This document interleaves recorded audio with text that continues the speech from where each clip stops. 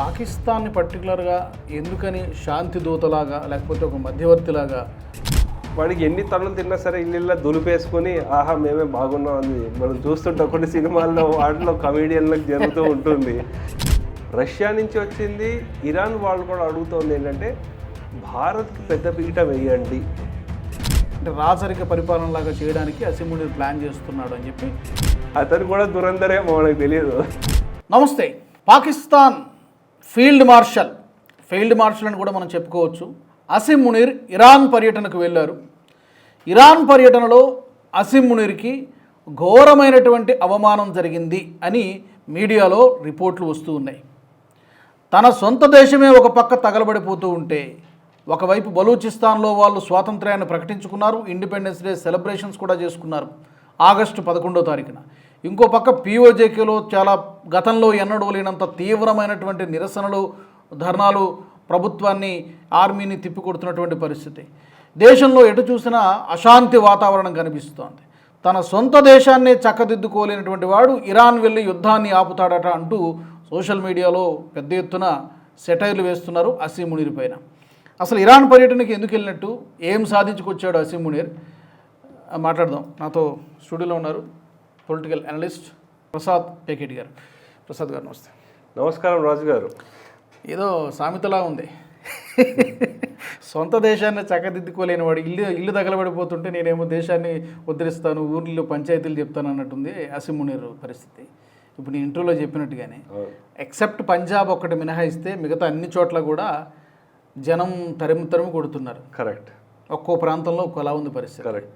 ఇప్పుడు ఈయనేమో ఇరాన్ వెళ్ళి ఏం సాధించుకొచ్చినట్టు, అక్కడ కూడా వెళ్ళి చెప్పు దెబ్బలు తినేసి వచ్చాడు అంతే. అంటే ఇక్కడ ఏదో నేను చేసేస్తాను, సీజ్ ఫైర్ అయిపోతుంది, మళ్ళీ దీన్ని ఎక్స్టెండ్ చేస్తాను అని చెప్పి మళ్ళీ మీకు ఇంత చేసి పెట్టాను, నాకు కొంచెం డబ్బులు ఇవ్వండి, మన ఈ ఎఫర్ట్స్ చేసినందుకు ఒక $20 బిలియన్ బిల్ ఇచ్చారు పాకిస్తాన్ వాళ్ళు. మళ్ళీ అలాగే ఇంకేమైనా చేసే ప్రయత్నం ఇతను చేశాడనమాట. అయితే ఇతని ట్రిప్పు 2 రోజుల ట్రిప్ ఉంది షెడ్యూల్లో. అయితే అక్కడ ఇరాన్ ప్రెసిడెంట్ని కలిశాడు, పెజెష్కియాన్ కలిశాడు. అలాగే వారి ఇరాన్ ఫారెన్ మినిస్టర్ ఎవరైతే ఉన్నారో అబ్బాస్ అరాగ్చి అనుకుంటా, అరాగ్చిని అతన్ని కూడా కలవడం జరిగింది. వాళ్ళు అసలు నీకు ఒక ఇండిపెండెంట్ ఆలోచన లేదు, ఒక యుఎస్కి ఒక పోస్ట్ మ్యాన్ లాగా పనిచేస్తున్నావు, మొత్తం నువ్వు పెట్టిన ప్రపోజల్లన్నీ టోటల్ కంప్లీట్ బయాస్ ఉన్నాయి, మాకంతా ఎగెయిన్స్ట్గా ఉంది, అమెరికా అంబాసిడర్ లాగా వచ్చావు కానీ మాకేం లేదు. అవును. సో అందు గురించి ఎందుకంటే మన అమెరికా వాడి ట్రంప్ ధోరణి కూడా చూడాలి. ఈ హార్మోస్ is a new part of US అని మ్యాప్లో పెట్టడము, అవన్నీ చూపించడము. వీళ్ళకి ఏంటంటే మునిగితే మేము మునుగుతాం, మిమ్మల్ని అందరు ముంచేస్తాం ధోరణిలో ఇరాన్ వాళ్ళు ఉన్నారు. సో అందు గురించి ఇతనికి అసలు వెళ్ళిపోమన్నారు. ఇంక నువ్వు ఇక్కడ ఉండి యాక్చువల్లీ చెప్పాలంటే ముజ్తబా ఖమైనీని కూడా కలవాలి అనే ప్లాన్. అది కూడా అవ్వలేదు.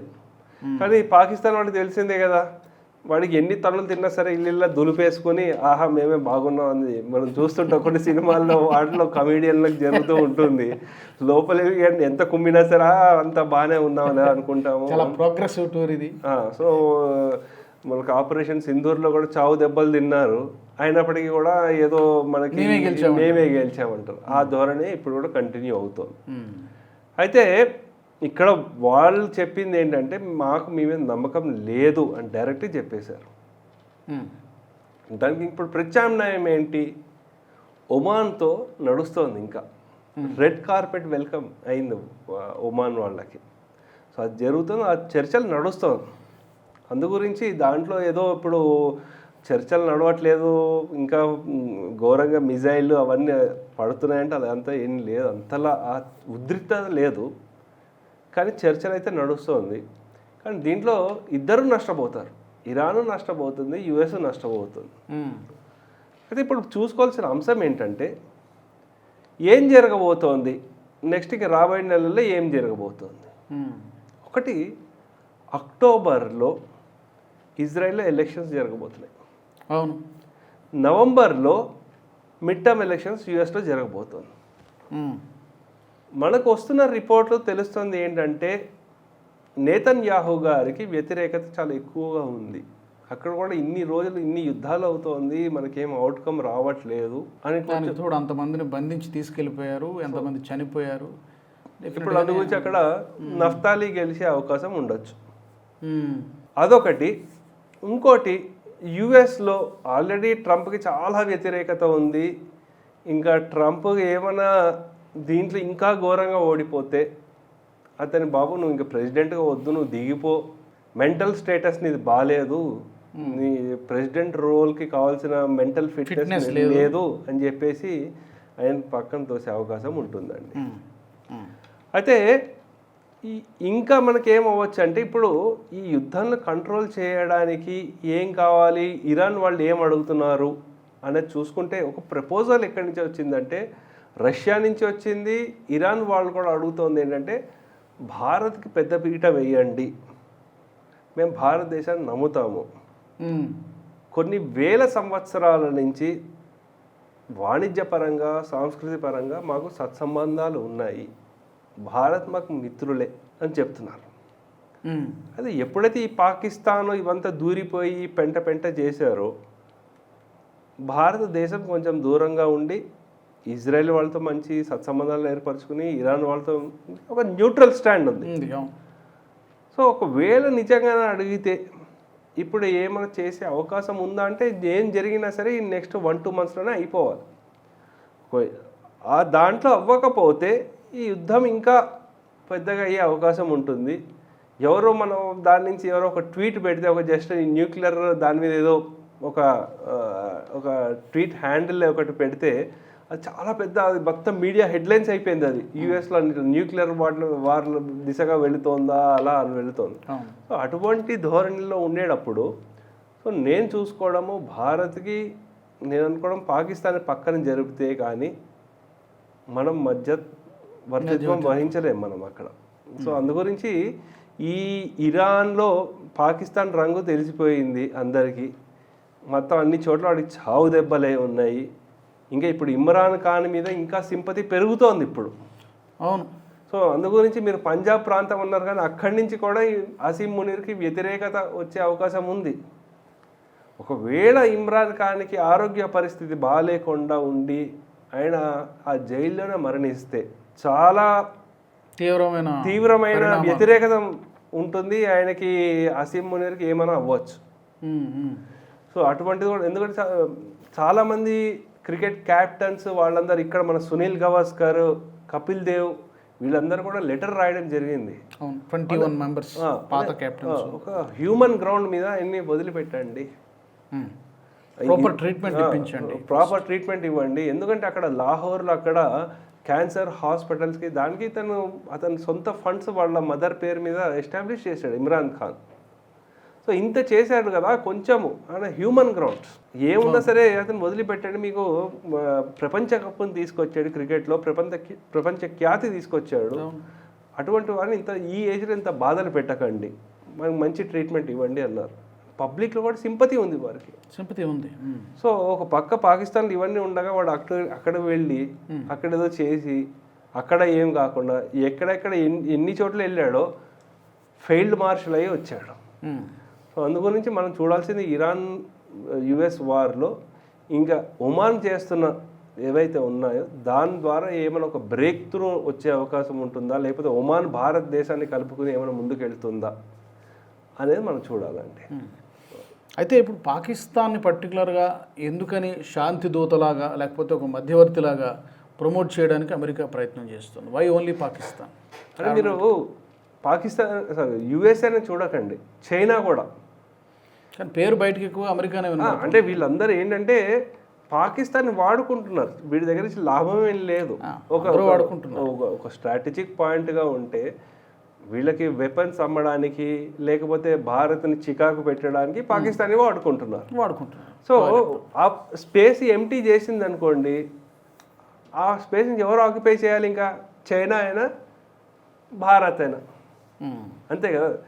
చైనాని మాట వినదు కదా, యుఎస్ మాట వినదు, చైనా భారతదేశం కూడా వినదు. కానీ కొంచెం ఫ్లెక్సిబుల్ కాస్త కొన్ని విషయాల్లో. అందు గురించి భారత్ని చైనాని రాకుండా పాకిస్తాన్ అలా అడ్డుగా పెట్టుకుని ఈ మెసెంజర్ ఏదైతే ఉంటుందో పోస్ట్ మ్యాన్ బాధ్యతలు అవి పాకిస్తాన్కి ఇచ్చారు, కానీ భారత్ దానికి ఒప్పుకోదు. అలా పోస్ట్ మ్యాన్ మెసేజ్ అవి ఇవి చేయడానికి ఒప్పుకోదు భారత్. చైనా అసలు ఒప్పుకోదు. సో అందు గురించి పాకిస్తాన్కి ఏదో ఇంపార్టెన్స్ ఇచ్చాము అని చూపిస్తారు, కానీ వాళ్ళ అవకాశం వాళ్ళ అవసరం లేని రోజు ఫస్ట్ మనకి ఉప్మాలో కరివేపాకు తీసి పక్కన పడేస్తారు కదా, అలాగే పాకిస్తాన్ కూడా తీసి పక్కన పెట్టేస్తారు. ఖవాజా ఆసిఫ్ అదే కదా స్టేట్మెంట్ ఇచ్చాడు నెల 2 నెలల కిందట. అమెరికా మమ్మల్ని టిష్యూ పేపర్ లాగా వాడుకున్నారు, టిష్యూ అని కూడా టాయిలెట్ పేపర్ లాగా వాడుకొని టాయిలెట్ పేపర్ లాగా వాడుకొని వదిలేసిందని చెప్పి ఎక్కడో మీడియాతో మాట్లాడుతున్నాడు ఖవాజా ఆసిఫ్. తర్వాత మళ్ళీ అతన్ని అసీం మునీర్, షహబాజ్ షరీఫ్ మందులించి ఎట్లా మాట్లాడుతాను. డిఫెన్స్ మినిస్టర్ మనకు డిఫెన్స్ మినిస్టర్ ఖవాజా ఆసిఫ్ మనకు రావాల్సిన సహాయం చేస్తే ఉన్నక్కడ ఆక్సిజన్ సిలిండర్ తీసేసినట్టు. అతను కూడా దురందరేమో మనకు తెలియదు, ఏమో తెలియదు. ఖవాజా ఆసిఫ్ కూడా ఒక దురందరేమో తెలియదు మరి. సో సరే, ప్రస్తుతానికి పాకిస్తాన్లో జరుగుతున్న పరిణామాలు చూస్తే లైక్ ఒక రకరకాల వార్తలు వస్తున్నాయి. నజం సేతి లాంటి జర్నలిస్టులు అందరూ కూడా ఒక 35 యూనిట్లాగా దేశాన్ని విభజించేస్తాడు, విడగొడతాడు. 35 మేయర్లు అంటున్నారు. ఇక ఈ వ్యవస్థ ఉండదు. ఇక ఈ ప్రైమ్ మినిస్టరు ప్రావిన్స్లు ఇప్పుడు ఎన్ని 4 ప్రావిన్స్లా 4 ప్రావిన్స్. ఈ 4 ప్రావిన్స్ని కాస్త 35 డివిజన్ల లాగా విభజించేసి ఒక్కో డివిజన్కి ఒక్కో మేయర్ని పెట్టి మొత్తం అన్ని పవర్స్ని కూడా తనే కంట్రోల్లో పెట్టుకొని లైఫ్ టైం సూపర్ ప్రెసిడెంట్ లాగా, అంటే రాచరిక పరిపాలన లాగా చేయడానికి అసీం మునీర్ ప్లాన్ చేస్తున్నాడు అని చెప్పి నజం సేతి ఒక ఉండొచ్చు. డెఫినెట్లీ నజం సేటి అంటే from the Dawn newspaper. So అక్కడ సీనియర్ జర్నలిస్ట్, అక్కడ వెరీ రెస్పెక్టెడ్ జర్నలిస్ట్. సో వాళ్ళు ఎంత పాకిస్తాన్ ఇవి ఉన్నా సరే ఉన్న వాళ్ళలో ఆయన బెటర్, కొంచెం క్రెడిబిలిటీ ఉన్న వ్యక్తి. సో ఆయన చెప్పాడంటే ఎంతో లీకులు అతని ద్వారా లీకులు ఇచ్చి కొంచెం వాస్తవం ఉంటుంది దాంట్లో. కానీ ఇతన్ని ఆ స్టేజ్ వరకు ఉండనిస్తారా? ఎందుకంటే అక్కడి నుంచి ఐఎస్ఐ నుంచి వ్యతిరేకత రావచ్చు. పాకిస్తాన్ ఆర్మీలోనే ఇతనికి వ్యతిరేకత ఎక్కువ అవుతోంది. ఎందుకంటే ఇతను యాక్చువల్లీ ఎప్పుడూ ఆర్మీలో ఏ బాధ్యతలు తీసుకునే దాఖలాలు లేవు, ఐఎస్ఐ అయినా. సో అందు గురించి ఇతనికి వ్యతిరేకత ఇంకేమైనా అవ్వచ్చా అనేది కూడా మనం చూడాలి. సో ఇతన్నే లేపేస్తారేమో మనకు తెలియదు. సో అందు గురించి మనం వెయిట్ చేసి చూడాలి ఏమవుతుందో. కానీ నెక్స్ట్ రాబోయే 2-3 నెలల్లో మనం we can expect something big is going to happen in Pakistan. దృష్టి మరలించే దాంట్లో భారత్ మీద కూడా ఏమైనా వాళ్ళు చేసే వార్ మే హ్యాపెన్ అంటున్నారు చాలా మంది డిఫెన్స్ ఎక్స్పర్ట్స్. ఏంటంటే ఇవన్నిటి నుంచి డైవర్ట్ చేయడానికి భారత్తో ఏదో చేస్తారు. అంటే చాలా టర్కీ విమానాలు లేకపోతే చైనా నుంచి వచ్చినవి అవన్నీ కూడా పాకిస్తాన్లో ల్యాండ్ అయ్యాయి. ఇంత ఎక్కువ అనేది ఇప్పటివరకు అంటే ఆ న్యూస్ ఏమున్నాయి దాంట్లో అటువంటివి ఎక్కువ రాలేదు. ఇంకేమైనా అవ్వచ్చా? ఎస్పెషలీ జలాల ద్వారా నుంచి ఏమైనా వార్ అవ్వచ్చా? మనకి సముద్రం ఉంది కదా, అరేబియన్ సముద్రం అటుపక్క నుంచి సర్ క్రీక్ అక్కడి నుంచి ఏమైనా అయ్యే అవకాశం ఉందా? Very unusual activity. అందు గురించి మనం we need to be very very cautious. ఎందుకంటే వాడు ఏమనుకుంటాడంటే భారత్లో ఒక్క టార్గెట్ నేను కొట్టినా కానీ తను దాన్ని విజయంగా ప్రకటించుకుంటాడు. అంతే అంతే, వాళ్ళ టార్గెట్ కూడా అదే. ఎలాగో యుద్ధంలో ఓడిపోతామని తెలుసు.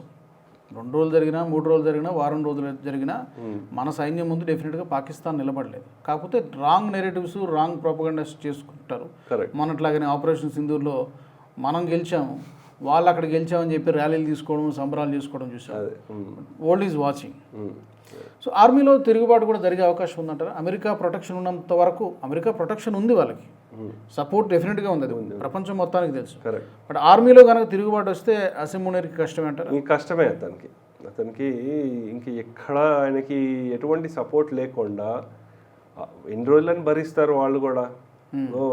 అందుగురించి అతనికి వ్యతిరేకత మొదలైందంటే ఆర్మీ నుంచి ఇంకా డైరెక్ట్ ఉరికంబామే ఎక్కుతాడు. ఇంకా చాలా మందిని ఇతను అప్పటికే అడ్డు తొలగించుకున్నాడు. కానీ ఇతనికి ఉన్నవాళ్ళు కూడా వ్యతిరేకత బయట నుంచి ఎవరైనా ఒక సపోర్ట్ బాగా వచ్చింది అనుకో, చైనానో లేకపోతే యుఎస్ వాళ్ళు సపోర్ట్ ఇస్తే ఆర్మీ వాళ్ళకి, బాబు ఇన్ని చూసాము ఇంక పక్కన జరపండి అని ఇచ్చారనుకోండి, నేను అనుకోవడం చైనా కొంచెం సపోర్ట్ ఏమైనా ఇస్తే అసీం మునీర్ పని అయిపోతుంది. ఈ బ్యాలెన్స్ ఏమైనా తప్పింది అనుకోండి, ఇప్పుడు ఏంటంటే 2 పర్వాల మీద కాలు వేస్తున్నారు. అటు చైనాని బ్యాలెన్స్ చేసే ప్రయత్నం చేస్తున్నారు, అటు అమెరికాని బ్యాలెన్స్ చేసే ప్రయత్నం చేస్తున్నారు. ఎవడో ఒకటి కనుక బాగా కోపం వస్తే కనుక డెఫినెట్గా ఈ లోపల తిరుగుబాటు వర్గానికి గనక వాళ్ళు చేతులు కలిపితే డెఫినెట్గా మీరు అన్నట్టు అసీం మునీర్ ఏదో ఒకటి చేసే అవకాశం ఉంటుంది. Correct, that is possible. Correct. Anyway చూద్దాం రాబోయే రోజుల్లో ఏం మీరు అన్నట్టుగా 2-3 మంత్స్లో లేదా 1 మంత్లో కూడా ఉండొచ్చు. మనకి వెరీ అన్ప్రెడిక్టబుల్.